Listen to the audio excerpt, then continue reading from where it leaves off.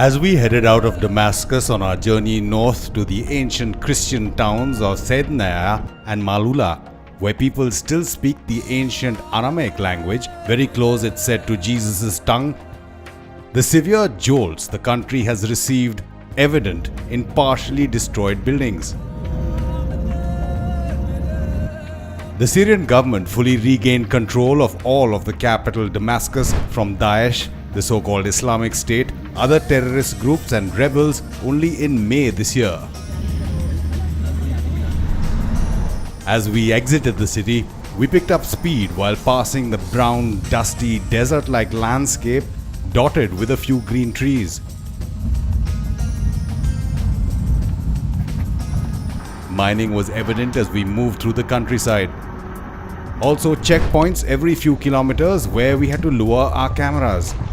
We were also not allowed to film in the vicinity of the Sednaya military prison about 30 kilometers from Damascus. Many have been taken to Sednaya, a notorious and terrifying prison where detainees are incarcerated in horrific conditions. In February last year, Amnesty International estimated between 5,000 and 13,000 people were executed without trial between September 2011 and December 2015. Black hole of which no recent images exist. The US State Department has accused the government of building a crematorium to hide evidence of mass murders. The Bashar al-Assad government denies all accusations, saying terrorists are housed in the jail complex. While many truths remain hidden, we were determined to use the government-granted visa and hospitality within the country to witness many truths that are open but not part of the normal narrative of Syria. Itself as an instrument in its perpetration. We were accompanied by Tehsir Asadi, our guide, to the city of Sednaya, 1500 meters above sea level. He's been taking tourists around the country for 3 decades, but has been unemployed since the crisis started in 2011. While a bus with a curious chimney, narrow streets and small town traffic slowed our progress, finally peeling off and resuming our climb,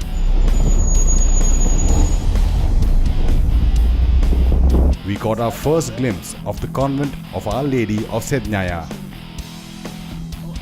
It rises like a fortress above the town on the slopes of Mount Kalamun and is considered by many to be the second place of religious importance for Eastern Orthodox Christians after Jerusalem. 2 modern symmetrical staircases zigzag upward, forming a pattern of 3 ascending rhombus-shaped diamonds. As we climbed up, Asadi told us one of the traditional stories. Those steps here are from 1960, and it's said that the head of the monastery told one of the pilgrims to bring her oil from Jerusalem. The miraculous oil is believed to heal the sick, irrespective of religion, and chronicles from the 11th century talk about sultans believing in it, as well as 13th century reports of the Templar Knights also coming here to collect it for their churches in Europe. He left it up. He saw like something like light coming from here, and then something like icon appeared to him. At the top of the staircase is the convent wall, whose entrance door is only a meter high to force pilgrims to bow in reverence.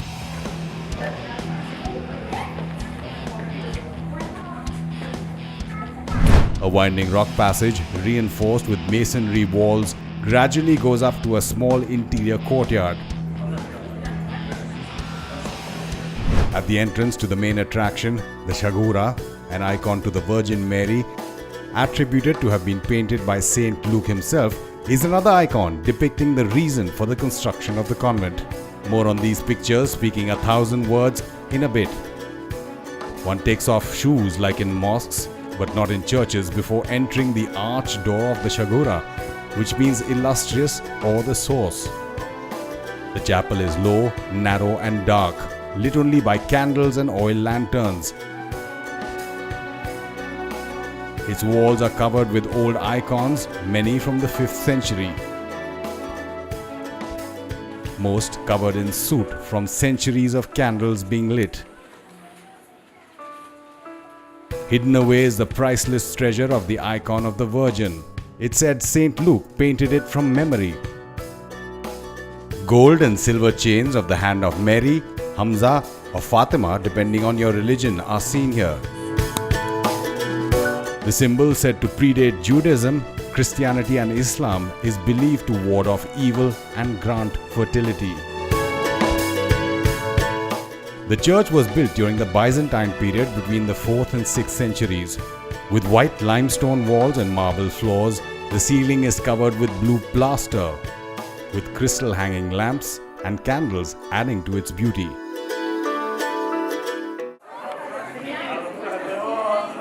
In the courtyard, we found a group of youngsters playing damsharads.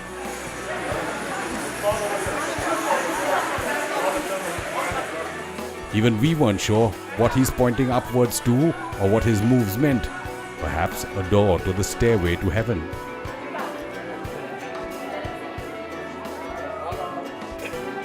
If not heaven, Asadi led us to the top of the convent for a bird's eye view of its commanding height. It's here, as video journalist Pratik Suri sets a time-lapse shot, that he recounts the icon we have seen and the story of Justinian I, Emperor of Byzantine, who while crossing Syria with his troops came to this desert, and soon his army was parched for water. While despairing, he saw a gazelle and gave chase until it stopped at a spring. One of the interpretations of the name Sednaya is hunting place. While the emperor prepared to shoot, it transformed into a brilliant light, and he heard a voice commanding him to build a church at the spot.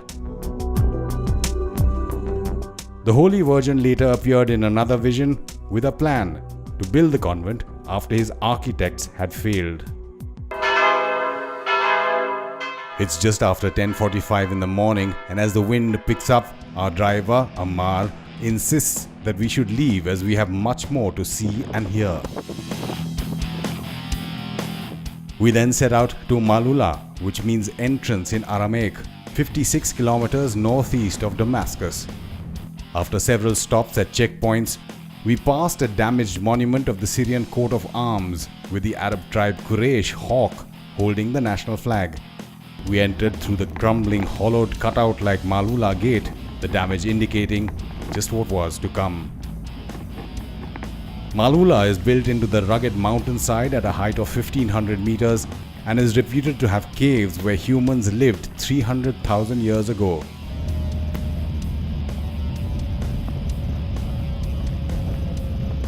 It's one of only 3 remaining villages that still speaks a version of Aramaic that is linked to the tongue spoken at the time of Jesus Christ.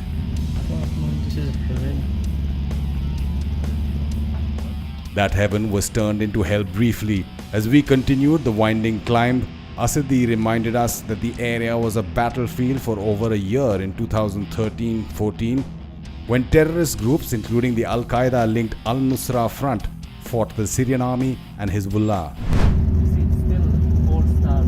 See now, hotel. No hotel. It was a nice hotel here. Yeah. Okay.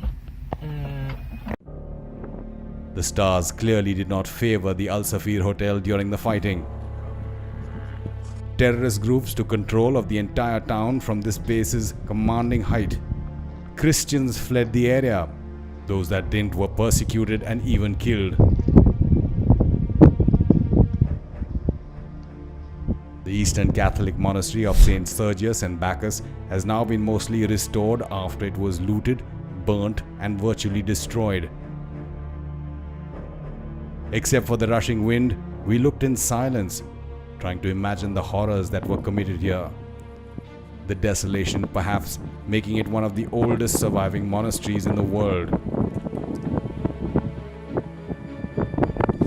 It was built on the site of a pagan temple and has elements that go back to the 5th and 6th century Byzantine period.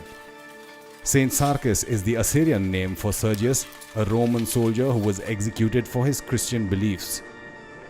A sign in French, Italian, German and English from times when pilgrims and tourists from those countries came in numbers. From light to darkness to light again. Our guide Asadi, a devout Muslim, was beside himself in joy at the restoration that has been done post the cultural terrorism. The altar broken and it's destroyed. This is the first time I see it. I love it. And Sergius and Papas. He banished them and he drew one of them on the hot sun until dying, and he ordered the second one to walk on nails until dying for them. First one was this one because it was prepared, I told you, to be like pagan with carving here, sculpture, but now it's used for the churches. You see, for their they used to do like something small gutter for the blood of the sacrificed animals and so. And maybe you are now the first tourist because I'm asking her, do you have tourists coming now? She said, why are you coming alone? So why are you here? I said, I have tourists. She said, really? Tourist? I'm from India, You are the first tourist visiting. You will be famous. Asadi returned here after 7 years too, and his relief was understandable, considering the damage done.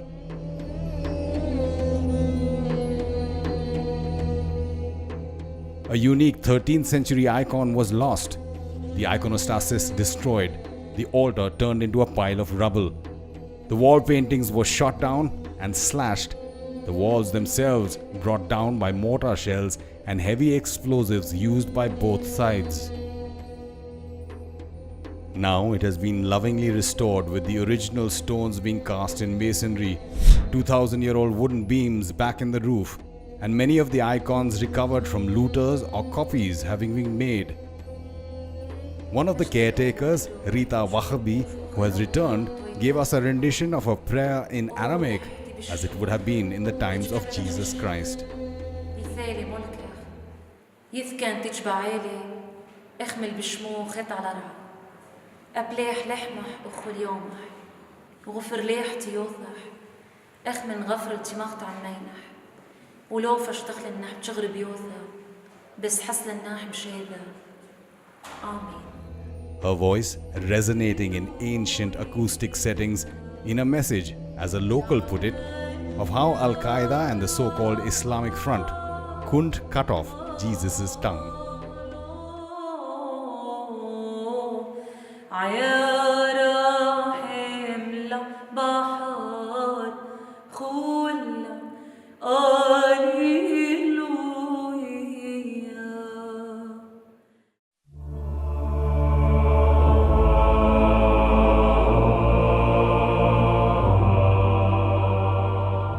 In September, the traditional festival of the cross celebrations are also a reminder of what terrorism couldn't take away. This Syrian Tourism Ministry promo capturing the celebration of the finding of the cross 1700 years ago. The celebration is represented by lighting fires on top of mountains from Jerusalem to Constantinople. Malula is said to be the only place in the world where this custom continues.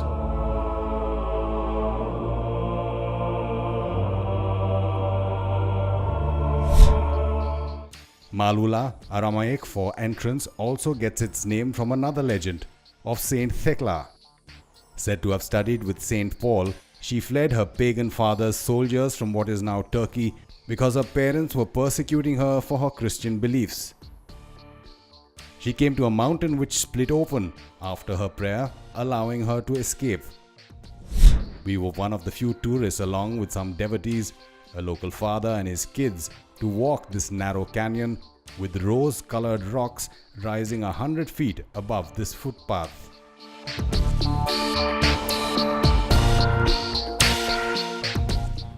Climbing the steps of the convent of Saint Thecla, Asadi offered us a peep back into time. In 2014, a terrorist and rebel coalition led by the Al-Qaeda affiliate Jabhat al-Nusra kidnapped 12 nuns from this Greek Orthodox monastery. 2 months later, with the help of Lebanese intermediaries, they were released in a prisoner swap and reported ransom deal. The monastery itself has been restored after it was destroyed, and the tomb, which is said to have had Saint Thecla's remains, reduced to ruins by explosives. So they were kidnapped and then negotiation and they came back. I remember I watched حرضوه على التلفزيون وقتها. I watched that on the TV. The mediators were from Lebanon. Some of these priceless icons have found their way back after being smuggled out to Lebanon. The rapid history lesson covering nearly 2,000 years in 24 hours was like a rock hitting our head as we went downhill back to Damascus.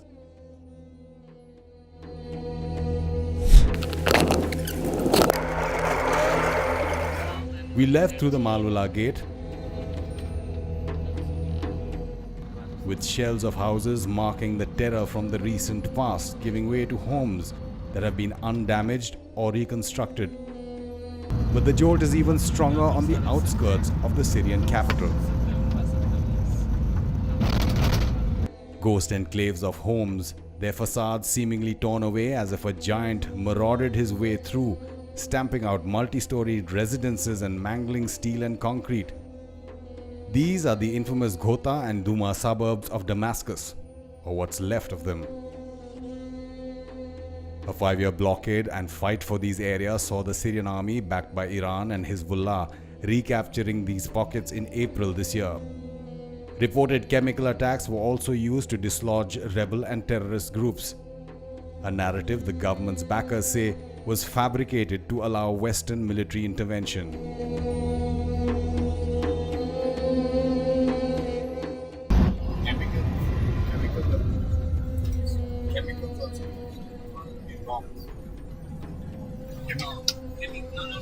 We don't have no chemical things. It's a fabricated. While Asadi and Ammar discussed what they've heard about recent events, Pratik and I were silent in thoughts that were broken only when we returned to our hotel, the Damas Rose, to find a Western classical quartet playing for diners at the open-air restaurant. It was a piece called Bratya, Brothers in Russian, composed by Michiro Oshima for the Full Metal Alchemist Japanese manga comic animated series. If anything could get more surreal than what we experienced so far in Syria, the lyrics of the original song, roughly translated from Russian, go like this. But what should we do? How should we be? How to fix everything to forget? It's forbidden to try to return one taken by the earth.